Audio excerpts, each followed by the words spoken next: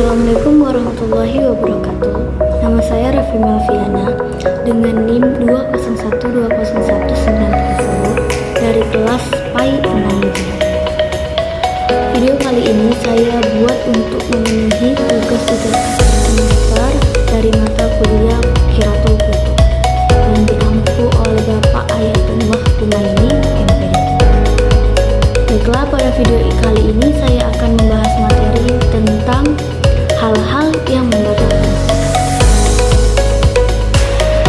sholat menjadi batal apabila seseorang melakukan salah satu di antara hal-hal yang berikut. Yang pertama, berbicara dengan sengaja, yakni mengucapkan kata-kata selain Al-Quran, zikir, dan doa.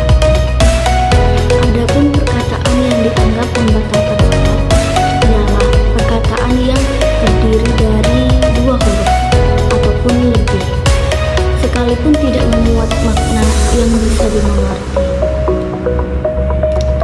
Adapun pembicaraan dalam keadaan lupa bahwa dirinya sedang sholat atau tidak mengerti bahwa itu dilarang karena baru saja masuk Islam, maka dimaafkan asal hanya sedikit, yakni tidak lebih dari 6 kata. Yang kedua, perbuatan yang banyak meskipun lupa. Maksudnya perbuatan yang berlainan dengan perbuatan sholat, yakni apabila perbuatan itu cukup banyak dan berturut-turut, karena hal itu berlawanan dengan aturan sholat. Adapun ukuran banyaknya apa, yaitu 3 kali gerakan, sedangkan ukuran berturut-turut adalah bila menurut kebiasaan perbuatan itu sudah dianggap berturut-turut, maka sholat itu berbatal. Nah, yang ketiga, berhadas.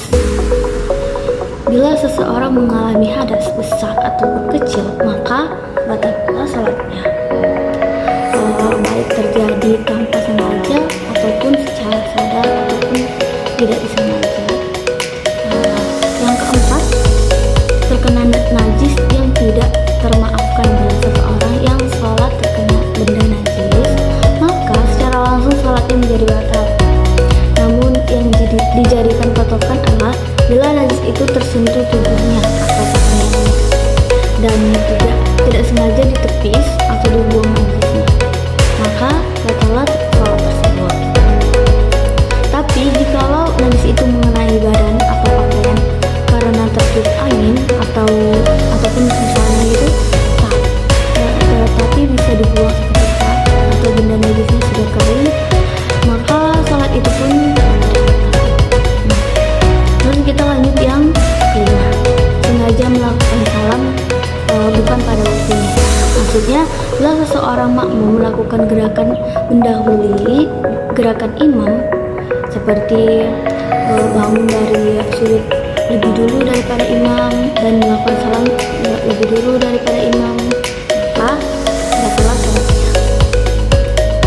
Namun bila hal itu terjadi tanpa sengaja, maka tidak termasuk yang membatalkan sholat. Selanjutnya yang keenam, melakukan sesuatu dari pelaksanaan rukun dengan sengaja bukan pada tempatnya. Maksudnya itu apabila ada salah satu rukun sholat yang tidak dikerjakan dengan sengaja, maka sholat itu menjadi batal dengan sendirinya. Misalnya seseorang itu tidak membaca Fatihah lalu langsung ruku, maka sholatnya menjadi batal. Terus selanjutnya yang ketujuh, murtad, artinya keluar dari agama Islam atau keluar dari hidayah Allah. Karena orang yang sedang melakukan sholat lalu tiba-tiba murtad, maka batallah sholatnya. Yang kedelapan, membuka aurat padahal mampu menutupinya, yaitu apabila ada orang sholat membuka sebagian auratnya dengan sengaja, maka sholatnya mutlak batal. Adapun jikalau auratnya terbuka tanpa sengaja, maka tidak batallah sholatnya, asalkan segera ditutup dengan seketika, dan kalau tidak ditutup segera, maka batal pula sholatnya. Terus yang kesembilan nih, merubah niat. Maksudnya apabila berkehendak keluar dari sholat dikarenakan misalnya datangnya seseorang, maka sholatnya menjadi batal. Kenapa sih sholat menjadi batal? Itu kan karena sholat itu tidak sah kecuali dengan niat yang mantap. Sedangkan kehendak seperti tadi berlawanan dengan niat yang mantap. Seperti itu. Yang terakhir nih, yang ke-10, berpaling dari kiblat dengan dada dengan sengaja, kecuali jika sholat dalam kondisi safar. Berpaling dari kiblat baik disengaja atau karena diputar oleh orang lain tanpa sepengetahuan, maka sholat itu batal seketika. Sedangkan bila karena terpaksa, maka sholat itu tidak batal, kecuali apabila dalam beberapa saat tetap membiarkan kiblat. Jadi kalau segera berputar lagi menghadap kiblat, maka tidak batal sholatnya.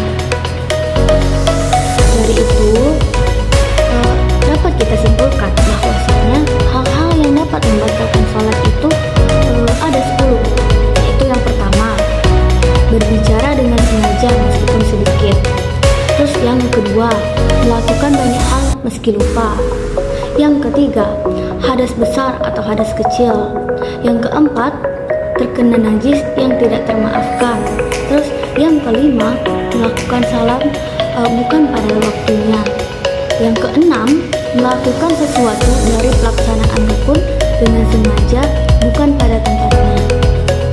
Terus yang ketujuh, keluar dari hidayah Allah atau murtad. Terus yang kedelapan, membuka aurat padahal mampu menutupnya.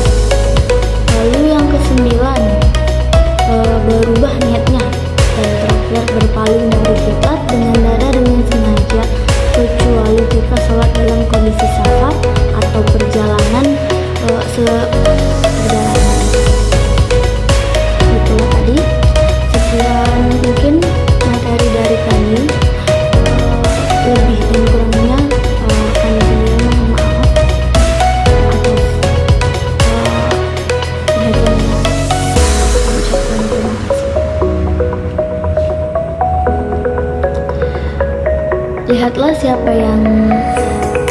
Lihatlah apa yang disampaikan dan jangan melihat siapa yang menyampaikannya. Jadi kita tutup dengan